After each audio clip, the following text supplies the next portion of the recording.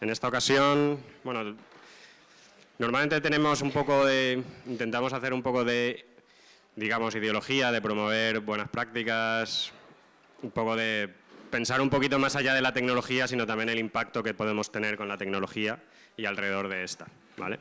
Entonces, esta charla yo creo que es un poco reflejo de todo esto, creo que es un tema muy importante que tenemos que tener todos en cuenta, sobre todo en nuestro día a día, en nuestros trabajos, porque podemos hacer un gran impacto. Así que os dejo con Julieta, que podéis escuchar este tema tan interesante. Creo que no está encendido, ¿eh? Pero este sí.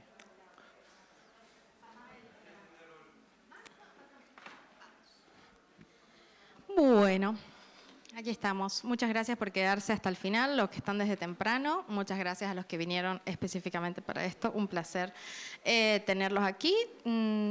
Yo soy Julieta Salduendo.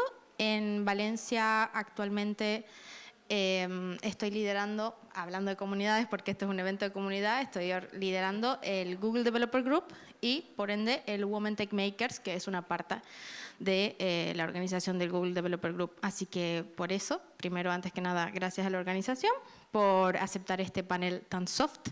Y les prometo que la van a pasar genial, porque esta gente les va a volar la cabeza, como me la voló a mí.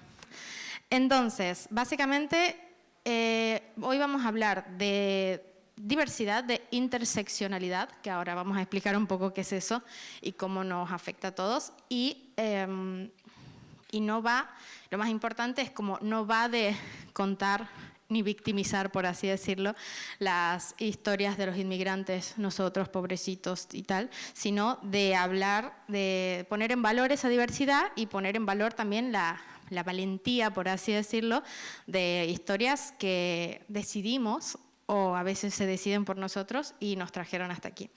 Entonces, a ver, bueno, ahí vamos a ver si funciona. Ahí está.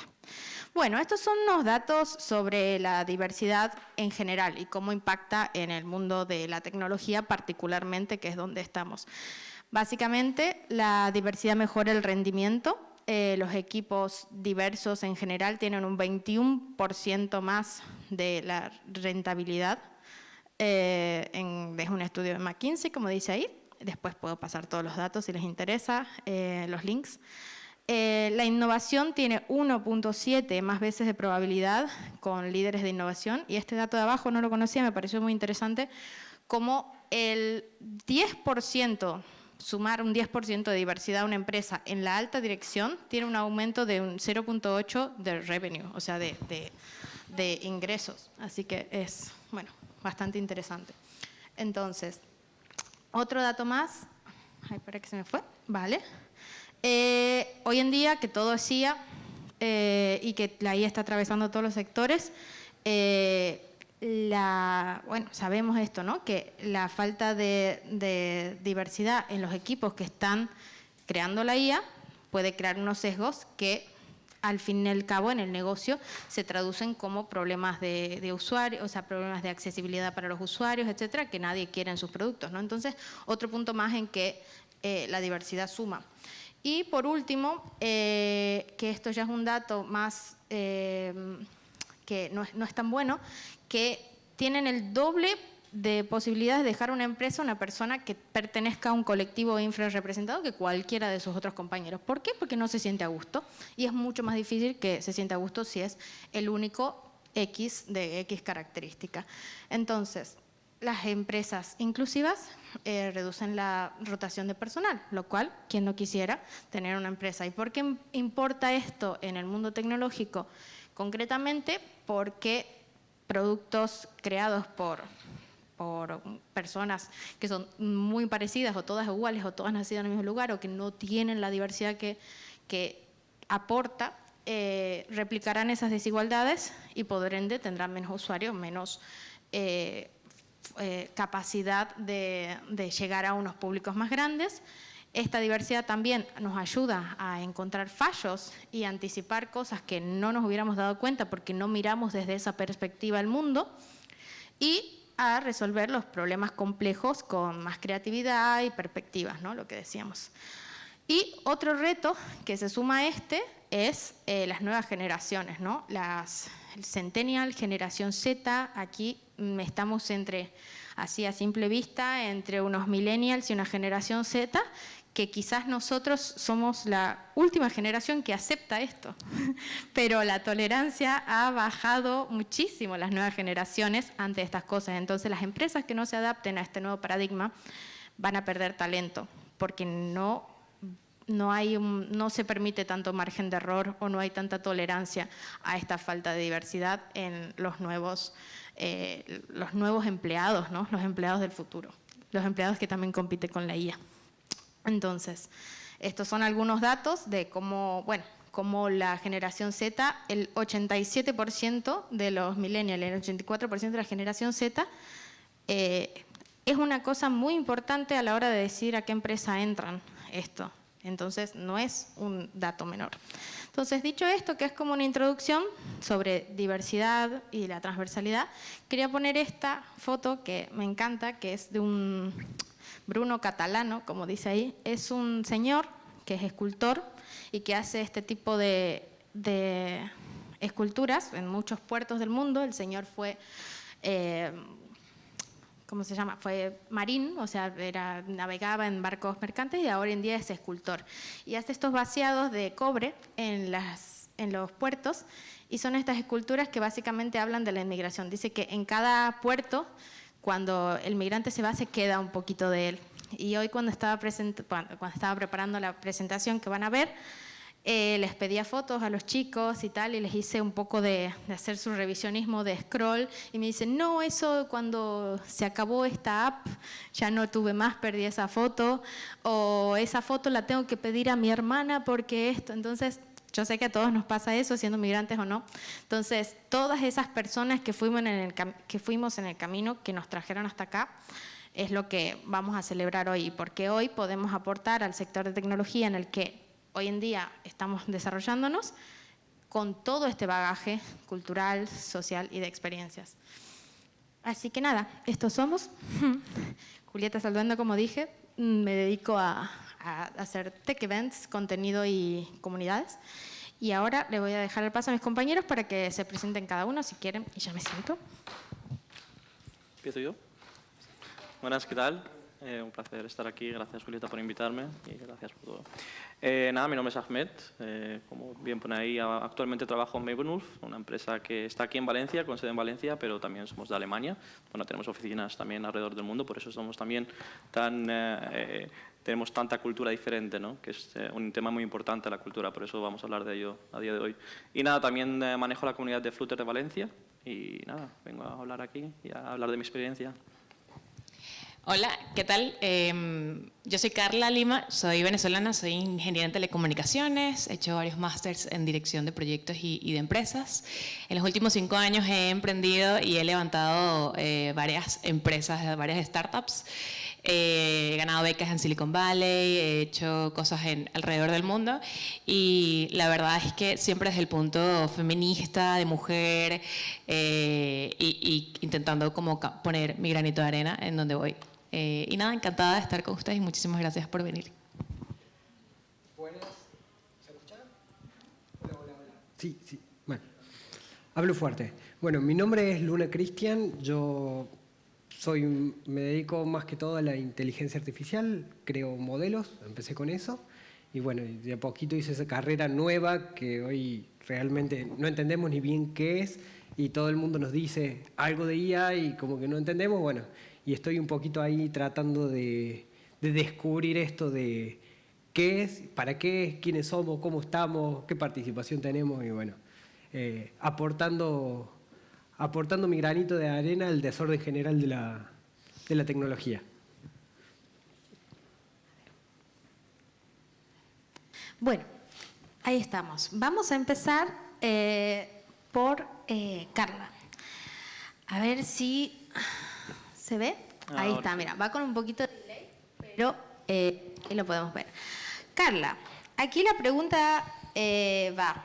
¿Dónde estabas? ¿Quién eras? ¿Qué estabas haciendo en el momento de tu vida en el que vos te diste cuenta que, por ejemplo, no podías volver a Venezuela y te convertiste en un pasajero en tránsito, ¿no? Sí, yo creo que al ver esto es una foto que yo tomé en 2016, 2017, finales.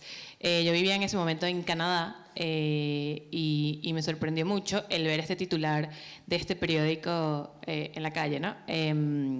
Realmente en ese momento en Venezuela había una situación política, económica y social bastante complicada.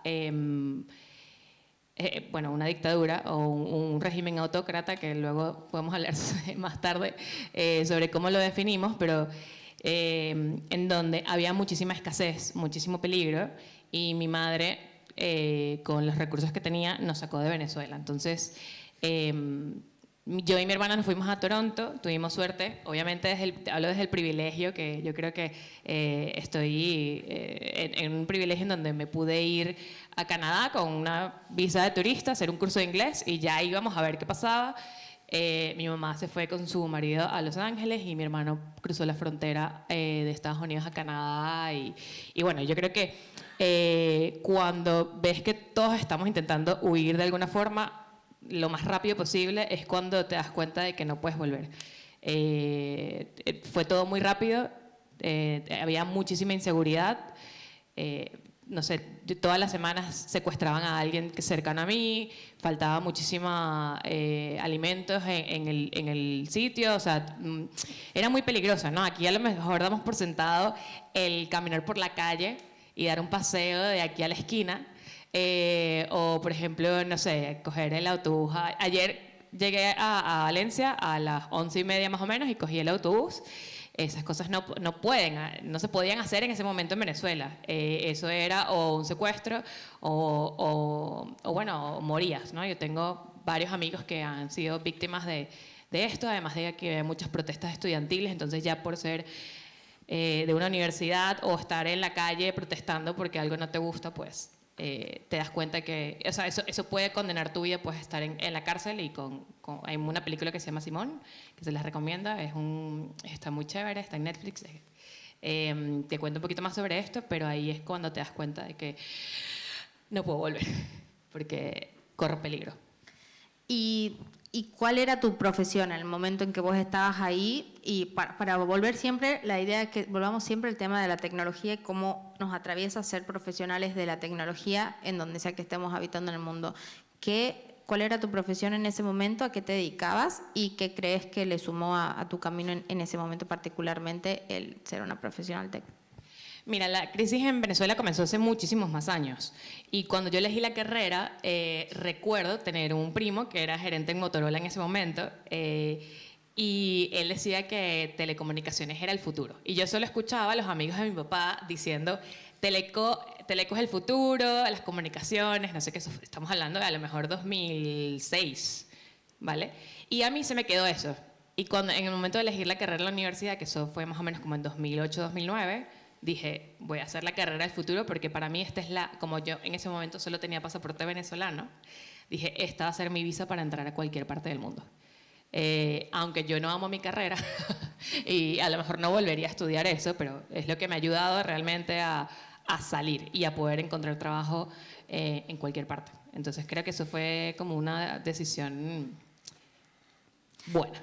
Muy bien, genial. Yo creo que siempre pienso esto, pienso que al comienzos del siglo XXI era mi hijo doctor y pienso que de los últimos 50 años se convirtió en mi hijo ingeniero, mi hijo o hija o mi descendencia. ¿Qué carrera es la que pueden idealizar los padres que puede tener en el futuro? Me parece que hoy en día cambió ese paradigma, ¿no? Ahora vamos a hablar un poco con Ahmed, a ver si se nos pasa. Ahí está. ¿Lo vas a ver ahí? Hostia. ¡Ay! Odio esa foto, Oh. Ahora quiere todo el mundo decir oh. ¿Qué separa al niño de la derecha que vemos en la foto al señor ponente experto de un montón de conferencias por el mundo de Flutter que vemos ahí? Primero que ahora tengo barba, eso es lo primero. Y encima estoy calvo, aún tenía pelo en su momento. Y muchas cosas, una historia muy larga, la verdad. He pasado por muchas cosas en mi vida, he estado también en varios países diferentes, he dado, como bien comunica, he dado varias charlas en diferentes partes del mundo, pero también creo que la tecnología me ha cambiado mi vida. Yo estaba en su momento viviendo en Palestina, en Gaza más en concreto, desde 2011 a 2021, y es una historia larga, pero es una historia también de desafío. Es una historia de cómo utilicé la tecnología para poder sobrevivir.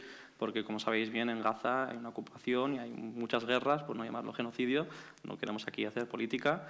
Pero, obviamente, la tecnología es lo que me hizo seguir adelante. Por eso nosotros lo vemos como un trabajo. Yo lo veía como una pasión. Yo lo veía como algo que me ha permitido romper esas fronteras que para mí ha puesto una ocupación y poder sobrevivir en ese mundo, en esa vida y sacar adelante a mi pueblo. Hay algo muy importante. Ahmed, vos sos español. Sí. Ahmed nació aquí. Y yo un prejuicio más de que habrá sufrido él. Yo lo conozco y lo invité a este panel pensando que no lo era. Entonces me dice, no, yo soy español, nací aquí y se fue a vivir a Gaza y fundó una empresa allí. Entonces, vos fuiste un doble inmigrante. Fuiste un inmigrante de núcleo familiar, te fuiste a los 8 años a Gaza con tu familia y luego volviste como inmigrante. ¿Cómo era ser un niño español en Gaza? Esa es una pregunta interesante, creo. ¿Cómo fue?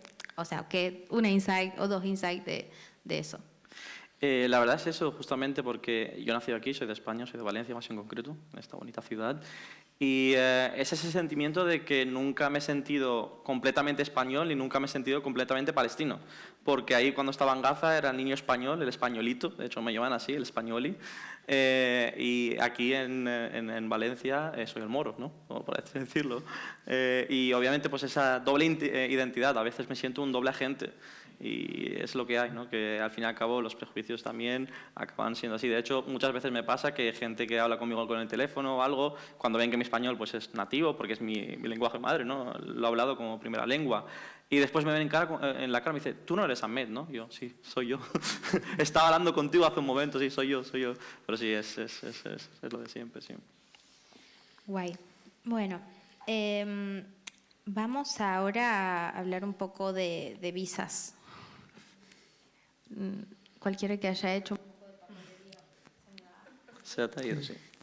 Cualquiera que haya hecho un poco de papelería en la vida sabe que la parte de visas no es la parte más linda de emigrar. Pero hay gente que se le da bastante bien, como por ejemplo cuando sos un profesional altamente cualificado. Contanos, Cristian, ¿qué se siente eso que vemos ahí, que es ese pequeño pueblo de, no sé, 15, ¿cuántos kilómetros tendrá de largo y ancho? Un poco menos, tal vez. Bueno, yo voy a contar la historia al revés. En estos casos estamos hablando de buscar una profesión para salir. En mi caso se me daba todo lo contrario. O sea, yo soy Asperger, y para mí la matemática y todo esto tenía una hiperconcentración, me daba muy bien, pero no podía hablar. O sea, no podía comunicarme. O sea, mi aprendizaje fue al revés. Yo podía hacer cálculos de manera muy sencilla, pero no podía hablar con la gente. O sea, es como que empecé del lado equivocado, digamos. En lugar de, no podía armar grupos, no podía hacer prácticamente nada. De hecho, en la facultad tuve serios problemas, muy buenas notas, pero no podía hacer trabajo práctico, no podía entrar en empresas y siempre fracasaba. Era, digamos, lo contrario. Y nací en un pueblo demasiado pequeño donde era todo rural y sabía matemáticas y nadie entendía el por qué yo no podía hablar. Entonces tenía esa contradicción, ¿no? De, es muy bueno, es inteligente, pero en la realidad o en la vida era todo lo contrario. O sea, no era el inteligente como se lo ve hoy en día, de que dominaba todo. Me costaba mucho, de hecho, la misma interacción.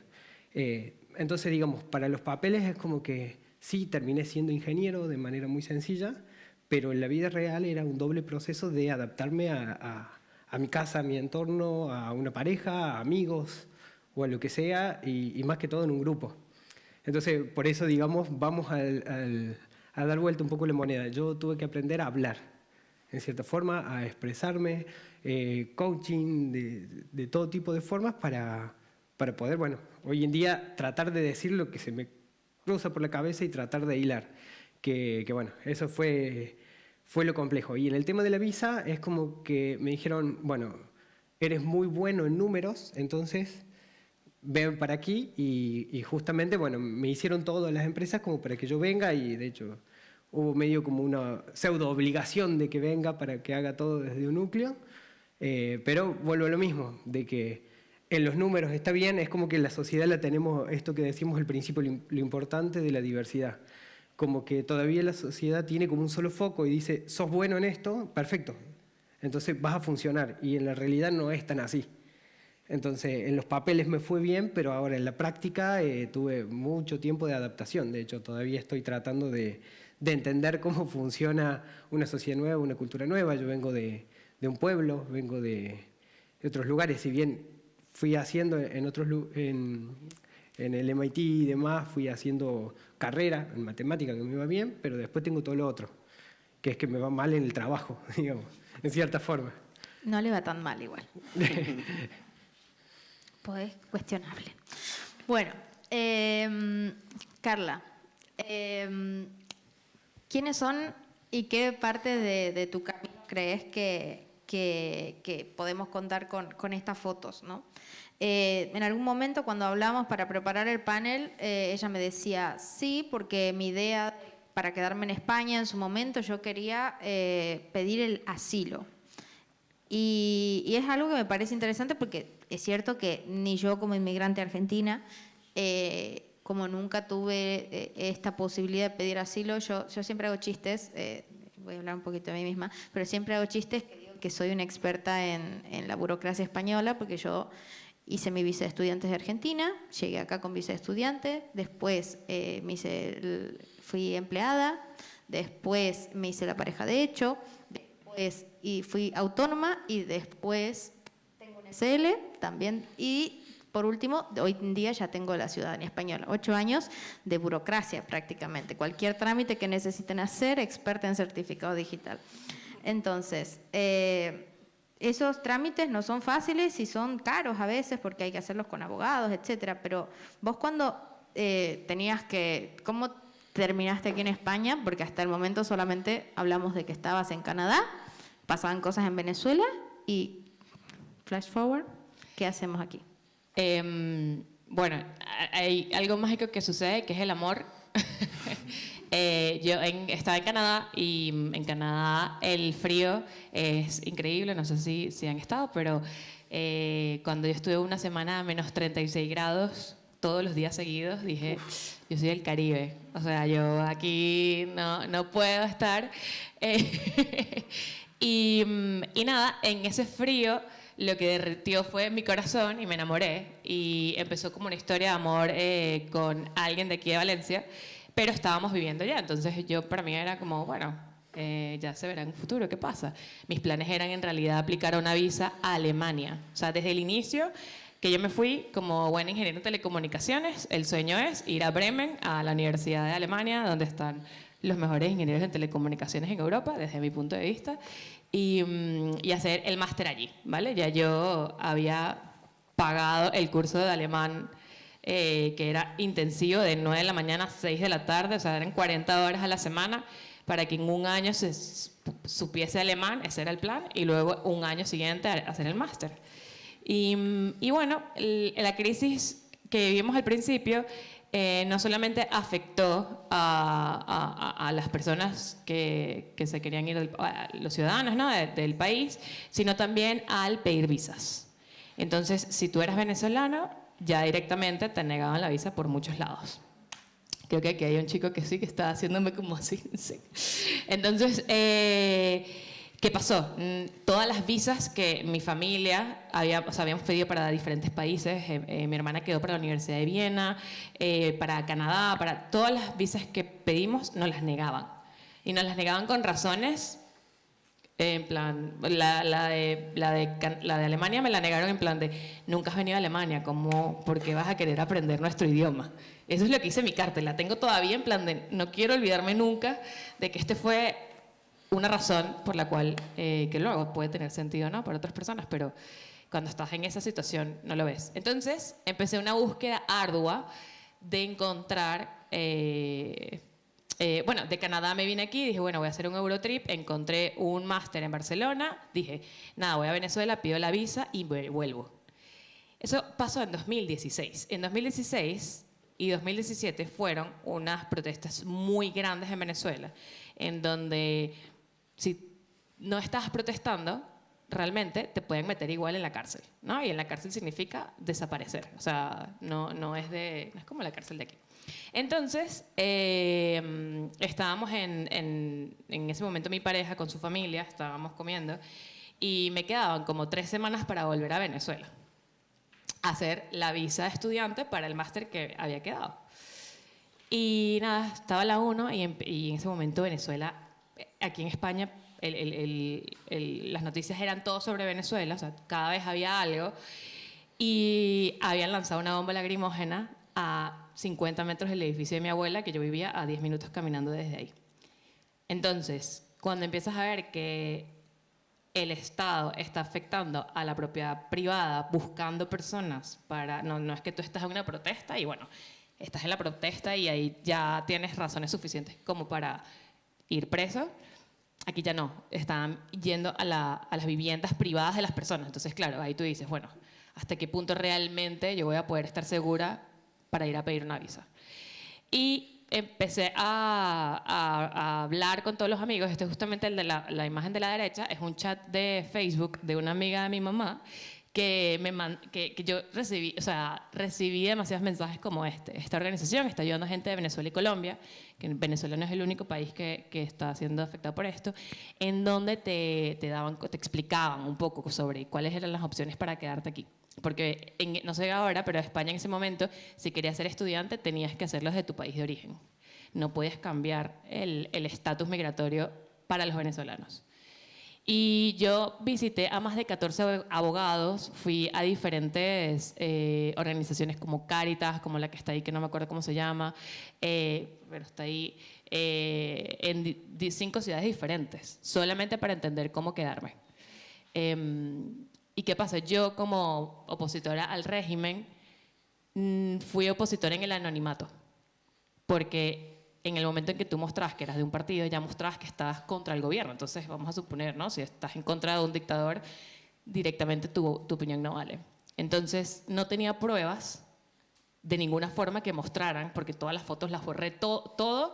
Más bien, en Venezuela te revisaban el teléfono antes de salir. O sea, tú pasabas por Maiquetía, que es el aeropuerto, y él es el guardia nacional, y me dice, ábreme el teléfono y para ver tus chats. Y te ven los chats de WhatsApp, las imágenes. Entonces, todas esas pruebas y todas esas cosas que tú dijiste al principio que se quedaban en tu país, también se quedan y que son ese soporte que a lo mejor te puede ayudar a sobrevivir en el siguiente. Pero eso no estaba. Entonces, como yo voy a la policía, fui a la policía y llenas una hoja y tienes que dar pruebas. Entonces, ¿qué pruebas tengo? Porque yo no las tuve que eliminar todas. Y nada, cuando vimos eso en las noticias, sí que fue que mi pareja dijo, mira, sabes que vamos a ser pareja de hecho y te quedas. Y entonces tuve mucha suerte y así lo hicimos. Bueno, gracias. A ver, vamos a poner ahora... Uy. Si se puede hacer clic, si no... Perdón, me voy a levantar. A ver si puedo hacer clic acá. ¿No tiene audio? ¿O sí? Ah, sale de mi ordenador. Bueno, no iba a tener audio, iba a ser un poco menos escalofriante.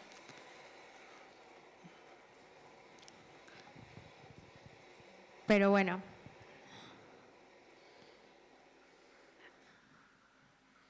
¿Qué es esto que acabamos de ver? Aplaudan, ¿eh? Qué mal momento. ¿Qué es esto que acabamos de ver? Quita eso. Lo que acabáis de ver, pues el sonido, para vosotros era un sonido, pero para mí eran muchos sueños rotos. Eso que acabáis de ver era el edificio donde estaba mi empresa. Yo en Gaza, en Palestina, después de muchos años de desafío y en su momento muchos cursos que dimos para intentar también sacar adelante a todo el mundo en Gaza, conseguí crear mi empresa en el año 2019. Y mi empresa estaba en ese edificio, Burj Al Watan, y fue bombardeada en el año 2021. Y eso fue el trigger que me hizo venir a Valencia. Yo pues me hubiera encantado, hubiera quedado en Gaza, obviamente entre mi familia, entre mi gente, pero me vi forzado, bajo bombas, como bien veis, venir aquí a España y hacer una nueva vida. Y obviamente por eso os digo que la tecnología a mí me ha servido para eso mismo, como para... Ya no solo es mi trabajo, mi pasión, que desde pequeño lo he hecho, desde pequeño ya programaba, de hecho empecé programando con un juego, sino que la utilizamos esa pasión para dársela al mundo, para enseñarle al mundo. Era una herramienta que teníamos de resistencia en Gaza. Como bien sabéis, Gaza está ocupado por todos lados, no hay manera en la que tú puedas ni tener el trabajo normal, ni tener vida normal, y cualquiera que estuviera conectado a la Internet y tuviera un ordenador, ya podías hacer algo, ya podías salir al mundo externo. Era la única manera de soñar, de poder hacer algo fuera de lo que es Gaza, fuera de lo que es esa cárcel. Y mucha gente en Gaza nunca ha salido de Gaza. Han nacido y han vivido ahí toda su vida, obviamente es casi imposible. Yo he tenido el privilegio, como nos ha comentado, que soy español y he podido salir con muchos challenges también, obviamente, muchos secuestros, pero he conseguido estar a día de hoy aquí en España. Y Gaza Sky Geeks fue la tech hub que fundamos en su momento en Gaza.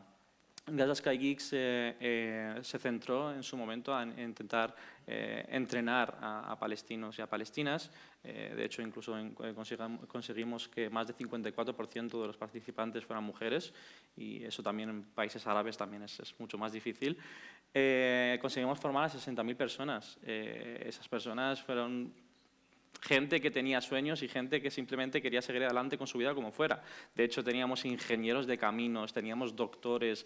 No era simplemente jóvenes sin trabajo, no, gente que, como la vida, al estar en Gaza, le han bloqueado de esa manera, pues intentaba buscar otro camino. Y pues por eso mismo en Gaza conseguimos hacer ese movimiento de freelancing. Sabéis que el freelancing, bueno, aquí es más como una broma, ¿no? El freelancing, porque no se lo toman tan en serio, pero para nosotros era la única manera de sobrevivir.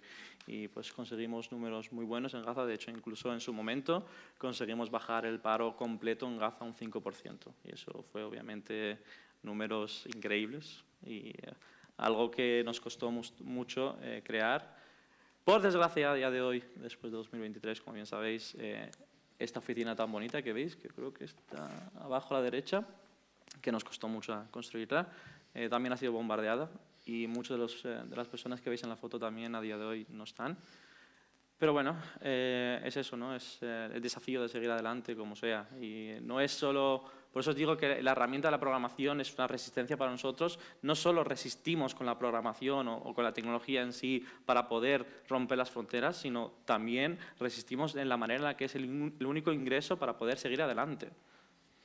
Y pues nada. Bueno, nada, muchas gracias. Es impresionante el impacto, ¿no? Porque uno a veces no piensa, o sea, uno cuando plantea trabajar en tecnología y tal, yo creo que lo que más me emociona a mí de trabajar en tecnología, siempre me acuerdo una señora, una abuela que conocí que me diga, no, que cuando mi pareja se iba a meter a estudiar programación me dice, que no estudie eso, que no estudie porque eso no es real. No es real, es como ser albañil en un mundo en el cual los ladrillos son invisibles. No es real, tiene que poder tocarse para que tenga futuro. Y yo dije, bueno, qué loco, porque en este mundo intangible en el cual nos hemos acomodado a vivir, nos olvidamos a veces de la paradoja del impacto que puede tener estas cuestiones que hacemos, de cómo puede ser una llave para desbloquear el mundo y una herramienta de movilidad social en muchos lugares súper importante. Así que eso, bueno, ya vamos media hora ya, chicos, o sea, vamos a ir un poquito más rápido. Entonces, pausa para meme. Why don't we have any fresh ideas around here? ¿Ustedes qué creen? Entonces, esto también vamos a hablar un poco de diversidad y voy a hacer ahora una pequeña introducción de qué es esto, esta gráfica que vemos ahí. es una gráfica de interseccionalidad, que dije al comienzo que íbamos a hablar un poquito sobre eso, lo voy a hacer súper rápido. Básicamente la interseccionalidad es cuando uno pertenece a diferentes colectivos minoritarios. Por ejemplo, lo que podemos ver ahí, si es de género o de clase o de educación o lugar de nacimiento, todas son cosas que nos condicionan nuestro punto de vista de la cosmovisión, de la manera en la que vemos el mundo. Y eso nos construye para poder aportar en esta diversidad que hablábamos al principio, pero también nos puede jugar en contra en entornos que no estén abiertos a aceptar a cada uno como es, ¿no? Entonces, dentro de eso vamos a hablar un poco de neurodiversidad, que cuando yo le dije a mi amigo Cristian, que le digo, me encanta cómo hablas sobre el autismo porque lo hace sin ningún peso, sin ninguna carga social, y le digo, ¿y a vos te costó alguna vez algo en el trabajo por ser autista diagnosticado? Y me dijo, no, porque a mí me insultan en la cara y no me doy cuenta. Así que no sé, pero bueno, eso, para hablar sobre eso, ¿cómo... ¿Vos qué crees? ¿Qué podés decir de tu experiencia con este tema en entornos laborales específicamente, más allá de lo que mencionaste anteriormente? A ver, para hacerlo rápido es cambio algunos sentimientos por racionalidad, para hacerlo práctico, digamos. Eso es básicamente lo que me pasa. Cuando alguien insulta, cuando alguien trata mal, cuando hay un mal ambiente laboral, que es un poco lo que yo muchas veces me enfrento, presiones, me ha pasado con accidentes y cosas así, mis reacciones no son desde la emoción. Mis reacciones son desde la lógica. O sea, una persona se está por morir, uy, bueno, se murió. Ya está, sigamos con lo que está. Entonces, bueno, ese sería un poco mi visión. Llevada al ámbito laboral es exactamente lo mismo. Hay muchas presiones, hay mucho estrés, es como que la gente se sobrecarga por opiniones. O sea, veo muchas personas que dependen de la opinión del resto. Yo lo estoy haciendo bien y en lugar de creer en lo que están haciendo, o simplemente si lo hicieron mal, no importa, están como pendientes de lo que opinen todos y por ahí se van mal a la casa simplemente porque alguien dio una palabra que le afectó. Veo mucho eso y que desde mi punto de vista no es tan práctico. Luego yo tengo todo lo contrario, ¿no? De que para mí es difícil relacionarme mucho en algunos casos porque no tengo empatía tan directa. Cuando me dicen, oh, porque me siento mal, porque, no sé, me pasó algo a mi mascota, me cuesta mucho entenderlo. Es tu mascota y cómo es que sentís eso, o qué está pasando, o por ahí, no sé, fiestas electrónicas, es el boom, boom, para mí es dolor. Siento un dolor en la cabeza cuando digo, ¿cómo la gente puede escuchar esos ritmos tan repetitivos? Y bueno, y así también me cuesta muchas veces algunas cosas muy sencillas para el resto, para mí son complejas. Me acuerdo cuando comentabas, y esto cortita la anécdota, cuando comentabas que en algún momento fue una herramienta cuando había que despedir gente. Totalmente, sí. Sí. Desarrollar. Me decían, bueno, hay que dicen, bueno, ya que sos neurodivergente, mira, necesito que en el equipo hay que despedir a ciertas personas. Bien, entonces yo lo que iba directamente, no buscaba empatizar, no buscaba esto, sino iba directamente con la verdad. Y llegó un momento que me decía, eres muy bueno despidiendo gente porque la gente se va contenta y siempre se va con una solución extra. Porque yo no perdía tiempo en tratar de calmarlo y de ver cómo se iba a sentir, sino iba a decir, bueno, esto sucedió, a partir de ahora veamos cómo salir. O sea, estás despedido porque acá no estuvo funcionando, en el ambiente no funcionaste así. Estas son las características que tenés, que se te ha visto. Lo miremos por este lado. O sea, empezaba a cambiar el enfoque en lugar de preocuparme de cómo se iba a sentir.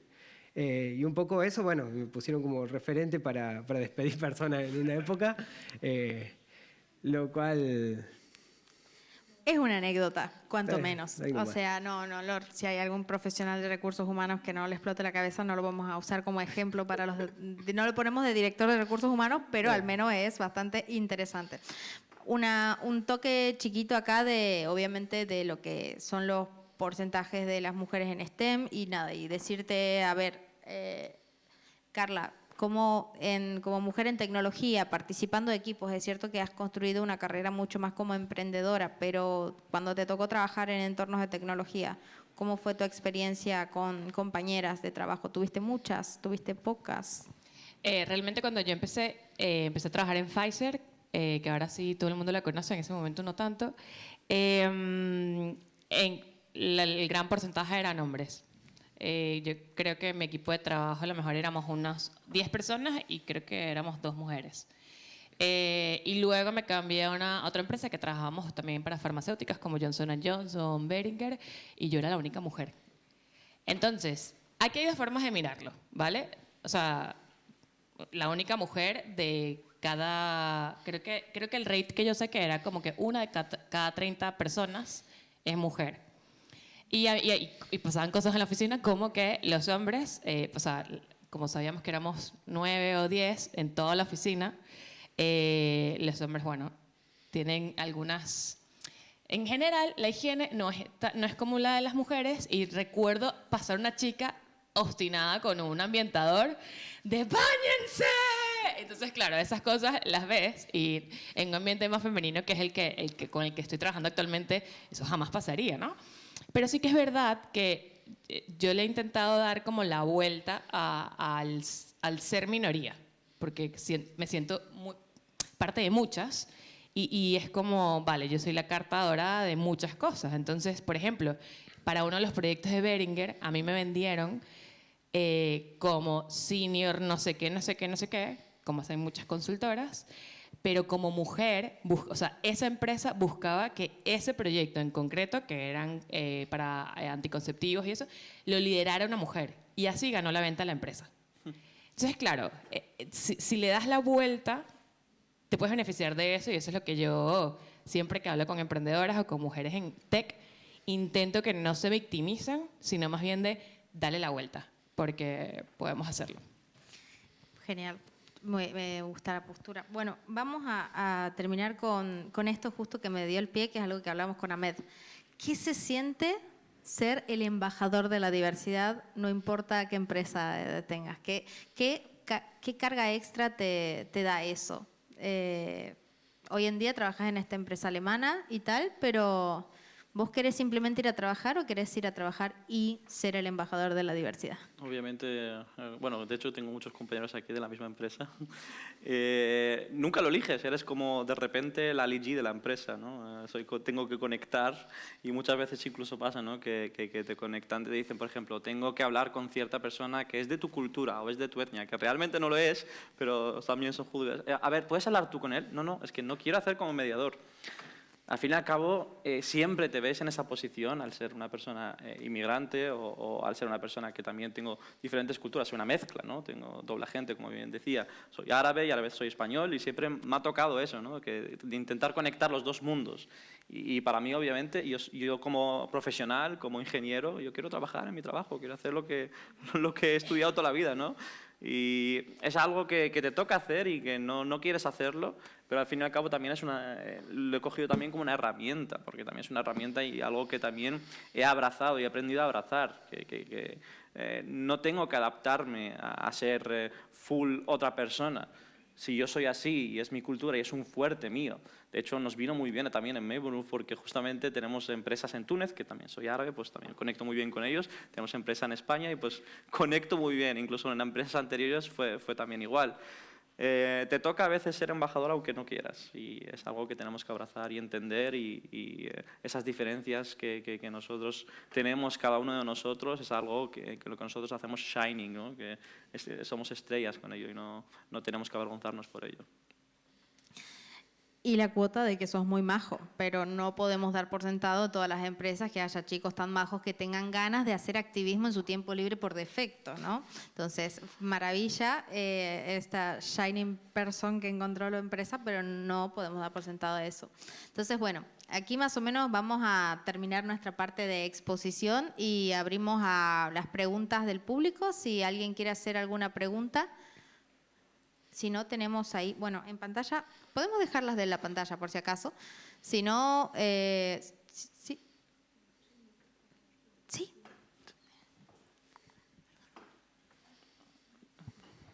¿Alguna pregunta? No se peleen, agolpándose con las preguntas. Sin vergüenza. No hay filtros, tranquilos. La barba es natural. Sí. Bueno, rompamos el hielo.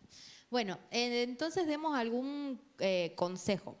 Si hoy tendrían que darle, por resumir esas 3 preguntas, creo que la podemos resumir en una. Si hoy tendrían que darle un consejo a una persona que está por migrar en tech, a mí me pareció muy interesante lo que habíamos hablado de lo que era cuando hablamos de un consejo que se le puede dar a personas que sean de tech y migrantes, que habíamos hablado Bien. algo de eso. Justamente, a ver, según un punto de vista, vuelvo a lo mismo, lógico, ¿no? En mi caso, como había comentado antes, de todas las opciones siempre algunas son más complejas que otras. Y veo muchas personas ahogarse por el tema de las sensaciones, sentimientos y un montón de cosas. Lo único que puedo decir es, cuando todo se prevé y se hace como una especie de... se lo hace de manera, digamos, establecida, digamos, ciertas partes, o sea, el foco, en lugar de pensar en me tengo que viajar, tengo que hacer estos papeles, tengo que hacer esto otro, siempre va al inicio y luego vamos a una sucesión de pasos, veo que es mucho más sencillo. Yo, por ejemplo, para llegar aquí, lo primero que hice es investigar, o sea, me puse a ver qué es lo que las empresas querían. Y ahí descubrí cosas muy interesantes que luego hice venir a gente incitándola, ¿no? Y comentándole de que, por ejemplo, un profesional altamente cualificado es un bailarín. Algo muy interesante, lo cual podía hacer que una persona de X lugar se pudiera postular y aquí una startup de cualquier le podía generar los papeles. Bueno, después tenemos también el tema de repositores. Otro más. O sea, solamente es como que el foco, en lugar de verlo desde el esfuerzo de por dónde empiezo, darlo vuelta y hacerlo de manera sistemática, ¿no? Veo qué es un poco lo que necesitan, veo un poco cómo está la ley y bueno, eso es el único así como consejo que puedo dar desde mi punto de vista. A mí cuando me preguntan por ahí, yo suelo dar vuelta a las cosas para ver cuál es la manera más sencilla. Claro, básicamente lo que quiere decir es que el profesional altamente cualificado, hay una lista que se renueva todos los años y hay muchas personas que ni siquiera saben que pueden estar en esa lista. Entonces eso es un gran tip para alguien que quiera migrar, creo yo, que quizás lo vemos a veces tan difícil y tan imposible y ahí está lleno de becas y está lleno de oportunidades. La verdad, lo más difícil es lanzarse. Y en eso, ¿algún consejo más que quieran dar? Sí, yo creo que, o sea, eso está muy bien, pero cuando tienes sentimientos y los sufres, no es tan fácil decirlo, ¿no? Y yo creo que lo que más acompaña es lo que a mí me ha ayudado es el acompañamiento, el no sentirme sola o el hablar con personas que también están en el mismo proceso que yo. Por eso, bueno, un amigo y yo hicimos un podcast que se llama Tangible Podcast, que básicamente es para acompañar a todos esos emprendedores migrantes biculturales en cosas del día a día que nosotros hemos pasado.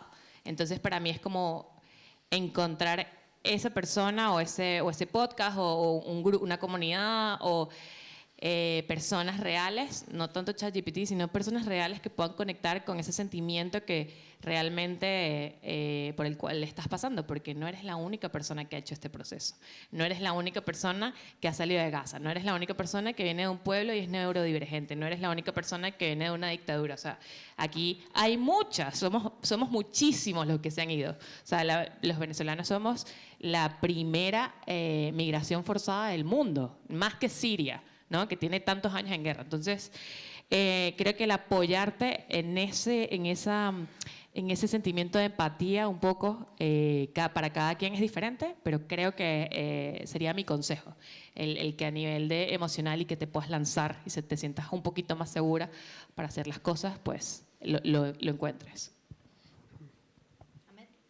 Sí, yo es más en respuesta también a lo primero, ¿no? ¿Qué debería entender una empresa que quiere atraer talento diverso? Al fin y al cabo, diversidad significa que hay diferentes valores, diferentes personas y obviamente es muy bueno tener equipos diversos, como bien has comentado, tanto en datos, pero también hay que entenderlo porque como personas somos muy diferentes y eso viene un pack completo, con toda la experiencia que tenemos, con todo lo que he vivido diferente en otros países, es decir, yo reaccioné diferente ante situaciones. Es parecida a tu situación, pero no tan parecida, porque no es médico, sino simplemente por lo que he vivido como experiencia, pues aguanto más el estrés, por ejemplo, aguanto más ciertas cosas, soy así. Es decir, reaccionamos diferente y eso es algo plus que estoy dándole a mi empresa. Pero también tienes que entenderlo porque es un pack completo que mi personalidad es diferente, mis valores son diferentes. Y si tú quieres contratar a una persona inmigrante, por ejemplo, en mi caso, un musulmán, pues también tienes que entender que al fin y al cabo es un pack completo que tiene valores diferentes.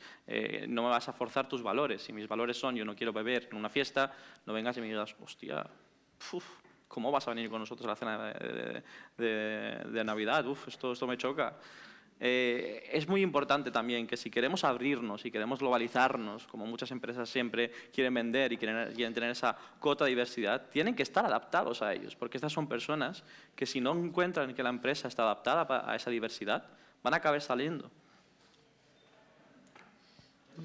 Sí, no, hace un poquito un amigo me contó que su primera empresa recién llegado acá a España les regaló la famosa pata de jamón. Me pasó a mí también. ¿De me pasó. En mi primera empresa en Valencia, bueno, no quiero decirlo porque yo no, me regalaron en Navidad, a pesar de que ya llevaba ahí en su momento 10 meses.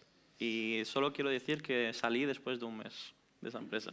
Duré poco. Sí, y por eso digo, no necesariamente que seas musulmán. A mi amigo vegano le regalaron eso. O sea, chicos, o sea, el cadáver para exponer en el salón a un... Entonces, está en los detalles, ¿no? Conocer y acercarnos a las personas está en los detalles. Así que, nada, queremos dejar acá esto último ya para cerrar. Ahmed es el líder, está liderando acá en Valencia la comunidad de Flutter. Así que si hay gente de Flutter que quiera unirse a la comunidad de Ahmed, corregime, pero casi todo es en inglés porque son una comunidad súper internacional. Así que ellos hacen meetups recurrentes y tal. Y como les dije al comienzo de hoy, GDG Valencia, que es la comunidad de developers de Google, somos más de 300 y pico personas en un chat de WhatsApp. Ese QR lo lleva directo a eso si se quieren unir. Y después la de GenAI, que es la comunidad de IA que quedó después del GenAI Summit que hicimos ahora en abril. Así que bueno, la idea es mover por ahí todo lo que sean iniciativas de inteligencia artificial, no tan solo a nivel Valencia, a nivel España y a nivel Europa. Compartir información y que sea una fuente de intercambio de eso. Así que bueno, eso es todo, amigos. Muchas gracias. Estos somos, por si nos quieren, no sé, agregar al LinkedIn, ¿no? Decir, hola. No me acuerdo tu nombre, pero muy bien. Así que muchas gracias, chicos, por esto, por hablar así con la soltura y la libertad que me encantó que tengan para exponerse un poco con sus cosas. Y gracias. Gracias a ti por invitarnos, Julieta.